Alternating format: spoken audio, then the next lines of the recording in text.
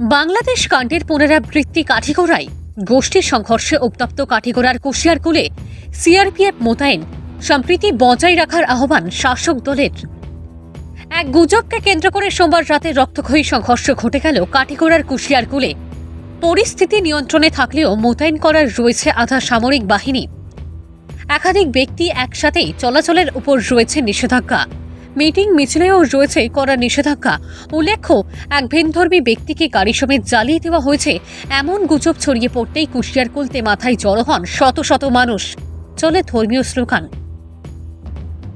পরিস্থিতি নিয়ন্ত্রণে গোমরাপাড়ি ইনচার্জের অনুরোধে ঘটনাস্থলে আসেন স্থানীয় বরিষ্ঠ ব্যক্তিত্ব কনকনাথ।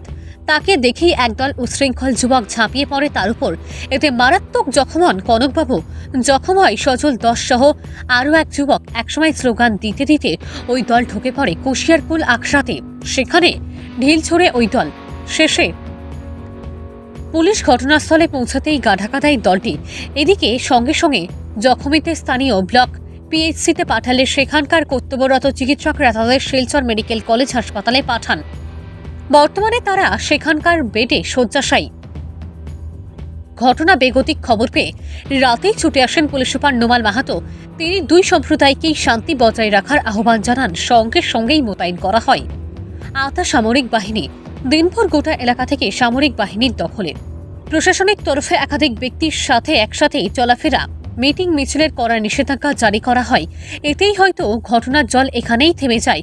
এদিকে সকালে সম্প্রতি রক্ষার বার্তা নিয়ে ঘটনাস্থলে পৌঁছায় শাসক দলের এক প্রতিনিধি দল।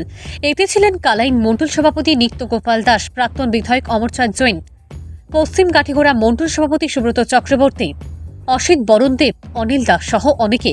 তারা দুই তরফেই শান্তি সম্প্রীতি বজায় রাখার আহ্বান জানান। একাংশের বক্তব্য হলো সংঘর্ষ হতেই পারে, তাই বলে মন্দিরে প্রবেশ করে ধর্মীয় স্লোগানের উদ্দেশ্য কি? তবে কি বাংলাদেশ কাণ্ডের পুনরাবৃত্তি ঘটতে চলেছে কাঠিগড়ায়? Bureau report, Assam prime network.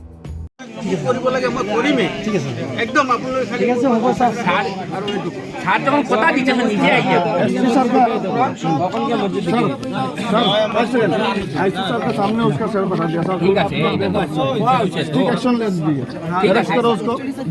जो आदमी आज मार किया था वो आदमी लोग को काल अरेस्ट कर दीजिए। विश्वास रखो, ठीक है विश्वास रखो, ঠিক আছে। আমরা সারে অপেক্ষা আছি, সারে যা করে সিদ্ধান্ত আমরা आप लोग का ये है कि आप लोग, मेरा एक रिक्वेस्ट है, आप लोग अभी अपना अपना घर पे चले जाइए, मैं अपना काम करूँ। ठीक है, পুলিশের একটু কাজ করতে সুযোগ দিবার ঠিক আছে, সুযোগটা আছে। তখন আপনারা যাই, যাদের ঘরে যাই, তখন আপনারা যাই। কালকে কিতা হয়েছিল কেন ঘটনা? কালকে মোটামুটি আমার কীর্তন সমাপ্তি দিয়েছি। কি কীর্তন? সন্ধ্যা কীর্তন কালকে আর তো শেষ করিয়া প্রায় 9টা বাজি গেছে। তখন আমি কীর্তন সমাপ্তি দিয়া আমি মাইক সেট অফ করছি। তখন ওই যে এখানে জন্মাষ্টমী একটা ফাংশন চলতেছে, এখানে মাইক বাজে।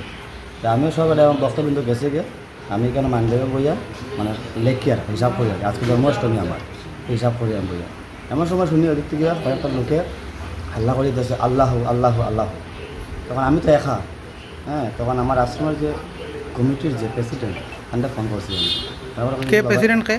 পুলকেশ ধর। পুলকেশ ধর, হ্যাঁ, আচ্ছা। তাহলে ফোন করছি, বাবাজি আমি কী করবো? তখন তারা বলছি তুমি বাইরে গিয়েও না, বাইরে তুমি তোমার মন্দিরে সেফলি থাকো, হ্যাঁ, আমরা দেখি এটা আমরা আসি ডরাইও না। আমি আমার ভিতরে গেছি, গিয়া দরজা লাগাইছি, ওই জানলার কোনো একটা ফায়ার রাখছি আমি, হ্যাঁ, আমি ভিতরে গেছি ঘরের ভিতরে, জানলা কোনো একটা ফায়ার আসছে, লাইটের সব অফ করে দিয়েছি। আমি একটা লাইট আছে ওইটা, আর গেটটা দুটা লাইট আছে। মানে ওই যে আমার সামনে যে দোকানটার যে ওই দোকানে দুটা বাচ্চা থাকে, রাত্রে ঘুমায় আর কি, তারা ডরাইয়া আতঙ্ক হইয়া তারা এদিকে ঢুকতে চাইছে। কইছে মন্দিরে গেলে তো মানে সুরক্ষিত থাকবো। তারা এদিকে আইসে আই দেখছে আমার দরজা লাগায়। তখন তারা এদিকে ঢুকিয়ে ফার্মার এদিকে গেছে, আর তারে মারতো করিয়া তারা কয়েকটা ফালাই ফালাই ভিতরে ঢুকছে, হ্যাঁ, ঢুকিয়ে আল্লাহ আল্লাহ তারা চিল্লারি। তারা আর পিছনে দেখি আরও মোটামুটি 100-150 লোক হইব, তারা লাঠি চটালে কেটা কেটে লেগে আছে। আর ভিতরে 8-10টা ঢুকছে, তখন তারে মারার লাগে, ছেলেটারে মারার লাগে। এরপরে যেহেতু গেছে গিয়া তারা এখানে আল্লাহ বাবুর চিল্লাই লইয়া পরে তারা পার হয়েছে, হালমারিয়া পার হইয়া গেছে গিয়া কয়েকটা চালো এটা মারছে, 2 মারছে, আর তারা করে দিয়ে গেছে।